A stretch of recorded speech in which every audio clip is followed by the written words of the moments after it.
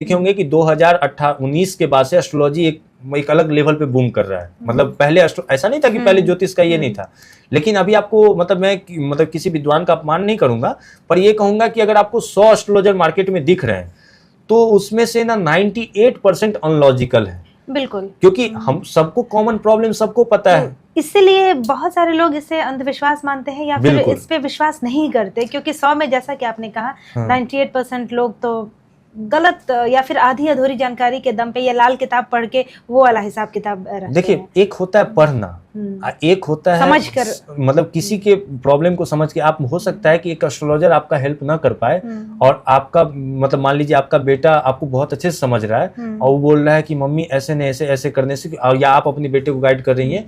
तो एक होता है प्रॉब्लम को समझ के ना सही डायरेक्शन देना। आप जैसे मान लीजिए मेरे पास कोई व्यक्ति आया और उसको मैं देख रहा हूं कि इसके ना मेडिकल एक्सपेंसेस होंगे, पर वो फिजिकली बहुत फिट है।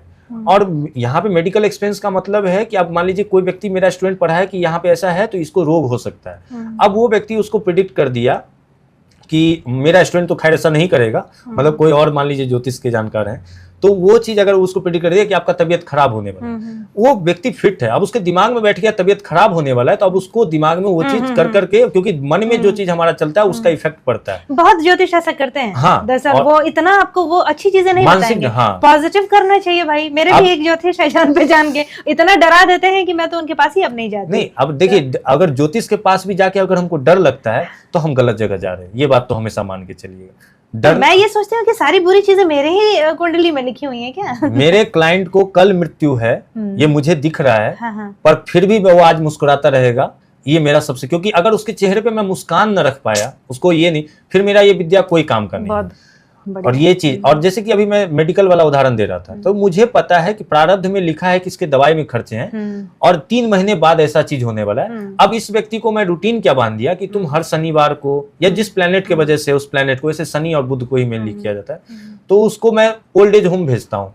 मैं ये नहीं बोलता हूँ कि तुम पैसे वाले हो, या अगर तुम्हारे पास 100 रुपए का बजट है, तुम्हारे पास 1 लाख का बजट है, तुमको वहां इमोशनल रिलेशन बना के आना है। तुमको ओल्ड एज होम जाना है, दवा देना है और उनसे 10 मिनट बैठ के आना है। वो व्यक्ति का दवा में पैसा जो जाना था जा गया, ब्लेसिंग अलग लेके आया, सेवा का काम अलग किया, क्योंकि इसको लॉजिक से जुड़े। तो अगर उसमें दवाई में पैसा जाना था, ठीक है, वो उसका पैसा जाना लिखा हुआ था, दवा में पैसा भी चला गया, शरीर भी स्वस्थ रह गया, एक सेवा का काम भी कर लिया कि कोई बीमार आदमी का वो सेवा कर रहा है, तो जो शरीर को कष्ट होता है वो शरीर को उस सेवा के मामले में कष्ट दे के अपने आप को सेव कर लिया।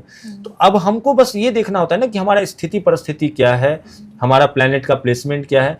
रेमेडी हम स्वयं, मतलब हम ज्योतिष में ना एक चीज दुनिया में जरूर, मतलब अगर मां शारदे चाहे तो जरूर, कि हर व्यक्ति को, जैसे कि ज्योग्राफी हम पढ़ते हैं, हिस्ट्री पढ़ते हैं, तो एक एस्ट्रोलॉजी का एक टॉपिक होना चाहिए इंडियन एजुकेशन सिस्टम में, जो व्यक्ति प्लैनेट को रीड कर सके, वो अपने बारे में जान सके, वो किसी एस्ट्रोलॉजर की जरूरत न पड़े। अब बेसिक चीज इतना पता हो कि मेरे अंदर ये ऊर्जा है, मेरे अंदर ये काबिलियत है, मैं इस दिशा में बढ़ सकता हूँ, इतना गाइडेंस मिल जाए, आप समझिए कि आपका एक भी जनरेशन खराब नहीं होगा और जो आप दुनिया में दे रहे हैं आप बहुत अच्छे लेवल पे दे पाएंगे। बहुत बढ़िया बात कही आपने कि अगर सचमुच आपका ज्योतिष पे इतना विश्वास है और आपको ये लगता है कि इससे हमारी युवा पीढ़ी लाभान्वित हो सकती है, तब तो ये होना चाहिए। बिल्कुल, ये होना भी चाहिए और इस पे गवर्नमेंट को एक बार विचार भी करना चाहिए।